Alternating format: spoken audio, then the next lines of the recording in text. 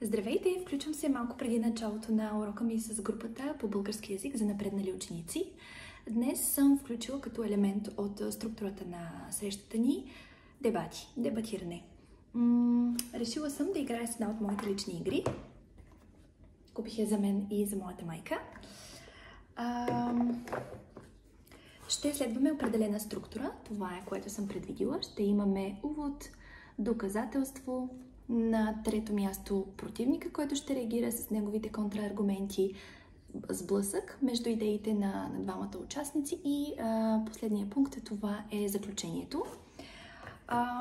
Имам и дъска за оценяване, но няма да съм единственото жури. За мен е много важно, особено ако имаме и нечетен брой участници, както е в случая при мен, един от участниците да се включи също като жури, може да е повече от един. В случая ще имам два отбора по двама за, двама против и съответно аз и петия участник ще бъдем жури. Аз ще си отбелязвам на тази дъска резултатите, точките. По повод темите имам доста предложения тук и мисля, че са автентични и адекватни. Например, трябва да си избираш професията по заплатата. Друг вариант. Не е удобно да пътуваш със самолет. Шоколада е здравословен. И какво друго? Редно е да избираш приятелите си по външния им вид. Ще видим какво ще им се падне. Ще тегля аз.